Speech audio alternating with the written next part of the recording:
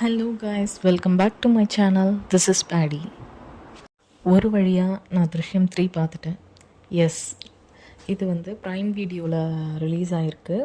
நான் அதில் பார்த்துட்டேன். திருஷ்யம் 3 பார்த்தேன். எனக்கு பிடிச்சிருந்தது. ஸோ அந்த மூவியை பற்றி தான் பேசலான்னு நான் இன்றைக்கி வந்திருக்கேன். இந்த மூவி இப்போது ப்ரைம் வீடியோவில் ரிலீஸ் ஆகிருக்கிறதுனால தியேட்டரில் மிஸ் பண்ணவங்க எல்லாம் இதில் ஈஸியாக பார்த்துக்கலாம் வீட்டில் இருந்தே. திருஷ்யம்னு சொன்னாலே நமக்கு ஃபஸ்ட்டு ஞாபகம் வர்றது ஜார்ஜ் குட்டி தான். ஒரு சாதாரண குடும்பத்தோட அப்பா. ஆனால் சிச்சுவேஷன் வரும்போது போலீஸை விட டேஞ்சரஸாக யோசிக்கிற ஒரு மனுஷன். பார்ட் 1, பார்ட் 2 2 பெரிய ஹிட் ஆன பிறகு இப்போ பார்ட் 3 என்ன பண்ணியிருக்காங்க அப்படின்றதுல ஆடியன்ஸ் ரொம்ப இதுவாக இருப்பாங்க. அதை தான் இன்றைக்கி நம்ம பார்க்க போகிறோம். ஃபஸ்ட்டு ஸ்டோரியோட செட்டப் பார்த்துக்கலாம். மூவி ஆரம்பிக்கும் போதே நமக்கு ஒரு விஷயம் புரிய வருது. கடந்த காலத்தில் நடந்த விஷயங்கள் எல்லாம் முடிஞ்சிடுச்சுன்னு நம்ம நினச்சாலும் சில பேருக்கு அது இன்னும் முடியலை. அவங்க மனசில் இன்னும் கோபம் இருக்குது, இன்னும் பழி வாங்கணுன்னு ஆசை இருக்குது. இதில் நிறைய பேர் இருக்காங்கல்ல பாதிக்கப்பட்டவங்க, வேலையாகட்டும் மனசளவில் ஆகட்டும். ஸோ அவங்கெல்லாம் இன்னும் பழி வாங்கணும்னு நினைக்கிறாங்க. இன்னும் ஜார்ஜ் குட்டியோட ஃபேமிலிக்கு பீஸுன்ற ஒரு விஷயம் கிடைக்கல. அவங்கள விட ஜார்ஜ் குட்டி ஃபேமிலியை விட பாதிக்கப்பட்டிருப்பாங்க. சிலருக்கு வேலை போயிருக்கும். அந்த மாதிரியானவங்களுக்கும் இவங்க மேலே கோபம் இருக்கும்.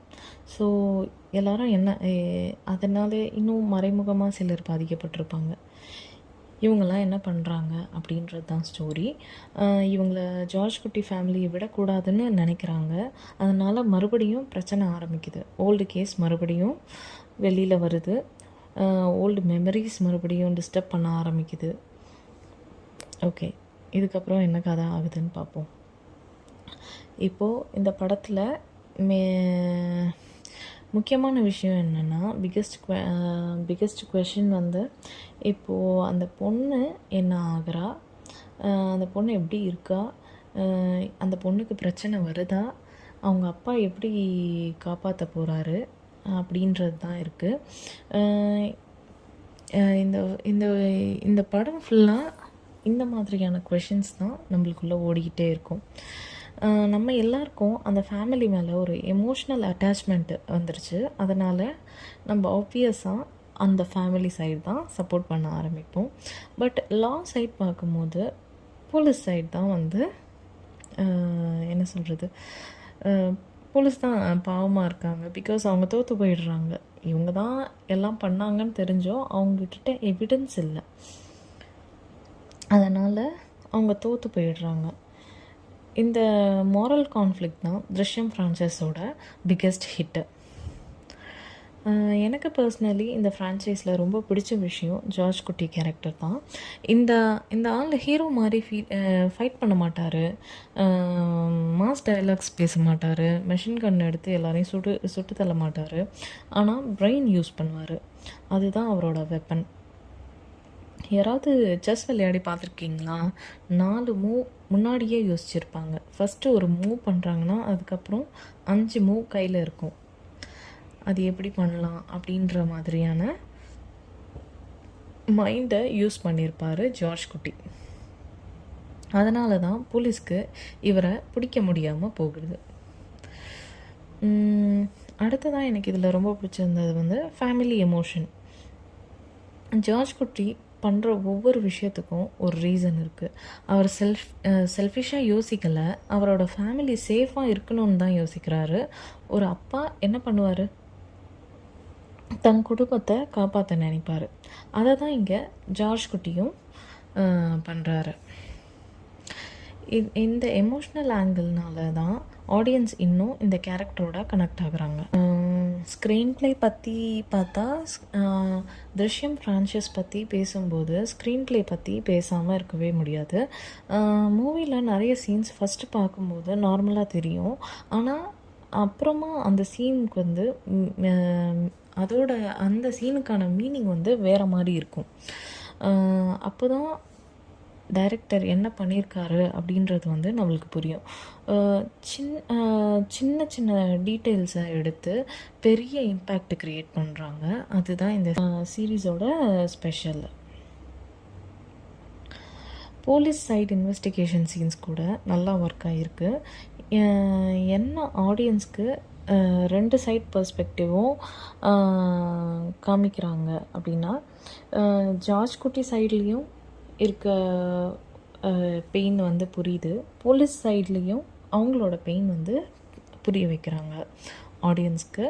ஒரு பக்கம் ஜார்ஜ் குட்டி, இன்னொரு பக்கம் ட்ரூத்தை கண்டுபிடிக்க ட்ரை பண்ணுற போலீஸ்.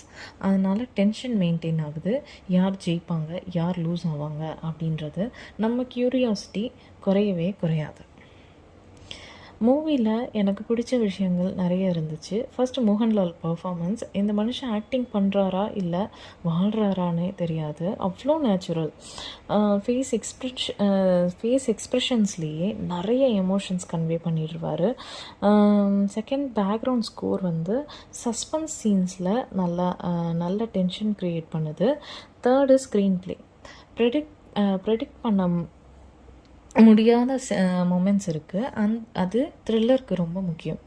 ஃபோர்த் வந்து எமோஷ்னல் கனெக்ஷன். ஆடியன்ஸை ஃபேமிலி கூட கனெக்ட் பண்ண வச்சுருக்காங்க. இது வந்து ஒரு நல்ல மூவி. அதாவது பார்ட் 1, பார்ட் 2 இப்படி வரும்போது நம்மளோட எக்ஸ்பெக்டேஷன்ஸ் எப்படி இருக்கும்னா, ஒரு பயங்கரமான எக்ஸ்பெக்டேஷன்ஸ் இருக்கும், ஸ்கை ஹை எக்ஸ்பெக்டேஷன்ஸ் இருக்கும். அந்த மாதிரி ஓவர் எக்ஸ்பெக்டேஷன்ஸ் பண்ணி வரவங்களுக்கு வந்து இது கொஞ்சம்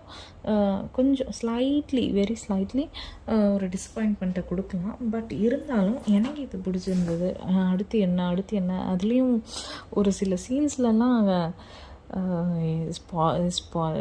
ஸ்பாய்லர் பண்ணக்கூடாதுன்னு நினைக்கிறேன். பட்டு காப்பாற்றுவாரா அப்படின்ற அளவுக்கு எனக்கு இருந்தது. அந்த லெவல் பார்ட் 1, பார்ட் 2 அவ்வளோ பெரிய இம்பேக்ட் கொடுத்தது. அதனால் நேச்சுரலி எக்ஸ்பெக்டேஷன்ஸ் ரொம்ப அதிகம். அந்த லெவல் கம்பேர் பண்ணால் சில ஆடியன்ஸ்க்கு வந்து கொஞ்சம் மிக்சட் ஃபீலிங் ஆகும். பட் எனக்கு இந்த படம் பிடிச்சிருந்தது. நான் வந்து 4 out of 5 கொடுப்பேன் இந்த படத்துக்கு. ஆக்சுவலி யோசிச்சு பார்த்தா திருஷ்யம் ஸ்டோரி மர்டர் பற்றின ஸ்டோரி கிடையாது, க்ரைம் பற்றின ஸ்டோரியும் இல்லை. இது ஒரு ஃபேமிலி பற்றின ஸ்டோரி, அவங்களோட பயம் பற்றின ஸ்டோரி. ஒரு தப்பு நடந்த அப்புறம் அதை மறைக்க ட்ரை பண்ணும்போது என்ன நடக்கும்னு காமிக்கிற ஸ்டோரி. அதனால தான் இந்த ஃப்ரான்ச்சைஸ் இயர்ஸ் ஆனாலும் ஒர்க் ஆகுது, ஆடியன்ஸ்க்கு ரிலேட் பண்ண முடியுது. எனக்கு தெரிஞ்சு பார்ட் 4 கூட வரும், பிகாஸ் அப்படி தான் வச்சுருக்காங்க. ஓவராலாக பார்த்தா திருஷ்யம் 3 எனக்கு நல்ல எக்ஸ்பீரியன்ஸ் கொடுத்த மூவி. ப்ரைம் வீடியோவில் ரிலீஸ் ஆகியிருக்கு. த்ரில்லர் லவர்ஸ்க்கு கண்டிப்பாக மிஸ் பண்ணக்கூடாத மூவி இது. ஜார்ஜ் குட்டி மறுபடியும் நம்ம மைண்டை எங்கேஜ் பண்ணுறாரு. மூவி ஃபுல்லாக ஒரு கொஷின் தான் நம்ம மனசில் ஓடிக்கிட்டே இருக்கும், அந்த பொண்ணு அரெஸ்ட் ஆகுறாளா இல்லையா, இல்லை ஜார்ஜ் குட்டி மறுபடியும் அவளை காப்பாற்றுறாரா, அடுத்து என்ன பண்ணுறாரு அப்படிங்கிறது தான். நெக்ஸ்ட்டு பார்ட் என்ன ஆகுன்ற வரைக்கும் நம்மளுக்கு இதில் வந்து இருக்குது. அந்த சஸ்பென்ஸ் தான் இந்த மூவியை இன்ட்ரெஸ்டிங்காக கொண்டு போயிருக்கு, அதுதான் இதுக்கு ஹிட்டு கொடுத்துருக்கு. உங்களுக்கு இதில் எந்த பார்ட் பிடிச்சிருக்குன்னு சொல்லுங்கள். ஃபர்ஸ்ட் பார்ட்டா, செகண்ட் பார்ட்டா, இல்லை தேர்ட் பார்ட் வந்திருக்க பார்ட்டு பிடிச்சிருக்கா அப்படின்றத எனக்கு கமெண்ட்டில் சொல்லுங்கள். அடுத்த வீடியோவில் சந்திப்போம். நெக்ஸ்ட்டு என்ன வீடியோ போடலான்றதையும் கமெண்ட்டில் சொல்லுங்கள். Till then, take care. Bye bye from Paddy.